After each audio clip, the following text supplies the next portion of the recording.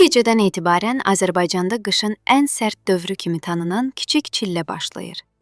Dekabrın 20-sində start götürən və 40 gün davam edən böyük çillə yanvarın 31-də başa çatır və öz yerini kiçik çilləyə verir.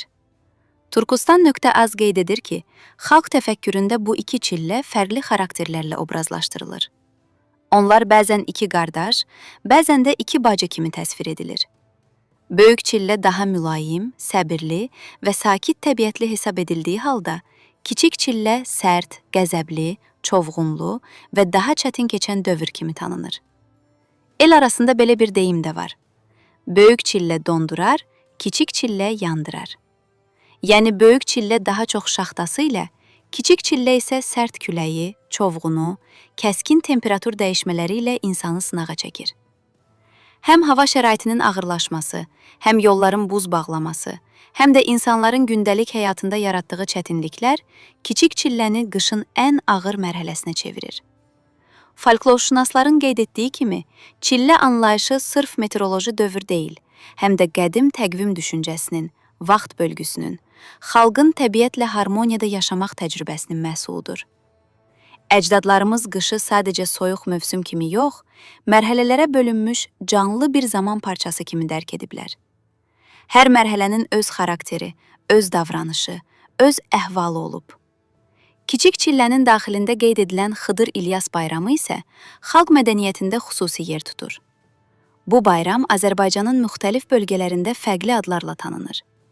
Bəzi yerlərdə ona Xıdır Nəbi də deyilir.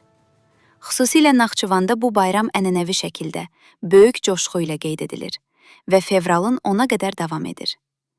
Kəndlərdə insanlar bir-birinə qonaq gedir, evlərdə süfrələr açılır, qədim mərasimlər icra olunur. Bəzi bölgələrdə isə bayramın cümə axşamlarına təsadüf etməsi İslam dininin qəbulundan sonra formalaşmış inanclarla əlaqələndirilir.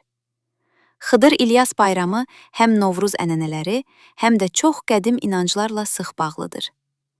Bu bayramın köklərində Şumer inancları, Zərdüştlük, Xristianlıq və İslamın izləri aydın şəkildə görünür. Tədqiqatçılar Xıdır obrazını su, həyat, dirilik və yenilənmə ilə əlaqələndirirlər. Zərdüştlükdə od və suyun müqəddəsliyi, Şumer mifologiyasında xilaskar motivi, Xristianlıqda müqəddəs fiqurların himayədarlıq anlayışı və İslamda Xıdır Peyğəmbər haqqında rəvayətlər zamanla xalq təfəkküründə birləşərək vahid mədəni obraz yaradıb. Bu səbəbdən Xıdır İlyas həm dini, həm mifoloji, həm də folklor xarakteri daşıyır. Xıdır İlyas xalq yaddaşında xilaskarlıq, ümid, nicat və bolluq rəmzi kimi yaşayır. İnsanlar bu bayramı yazın gəlişi ilə əlaqələndirir və böyük səbirsizliklə gözləyirdilər. Çünki kiçik çillənin ən sərt günlərində belə bu bayram insanlara ümid verirdi. Qışın beli qırılır, yaz yaxınlaşır. Bayram süfrəsində buğdadan hazırlanan qovğa və qovud xüsusi yer tutur. İnanca görə, bayram gecəsi qovud qapının kandarına qoyulur və Xıdırın boz atı ilə gəlib, həmin izləri yoxlayacağına inanılırdı. Səhər oyananda qovudun üzərində at malına bənzər izlərin görünməsi Xıdırın gəlişinin əlaməti kimi qəbul edilirdi. Bəzi bölgələrdə uşaqlar səhər tezdən oyanıb, ilk olaraq həmin izləri axtarardılar. Bu cür inanclar qışın sərt günlərində insanların yazın gəlişinə olan ümidlərini daha da gücləndirirdi. Bundan başqa, gənc qızların niyyət tutaraq su qabının içinə üzük, daraq, sancaq kimi əşyalar atması, səhər onların taleyini yozması kimi mərasimlər də Xıdır gecəsinə aid edilən qədim inanclardandır. Bu mərasimlər sonradan Novruz adətləri ilə də qaynayıb qarışıb. Kiçik çillənin başa çatması ilə Bozay başlayır. Bozay, Novruzun yaxınlaşmasını və təbiətin oyanışını simvolizə edən mühüm dövr hesab edilir. Bu ayda xalq arasında geniş şəkildə qeyd olunan çərşənbələr keçirilir. Su, od, yel və torpaq çərşənbələri Bozayın əsas mərasimləridir.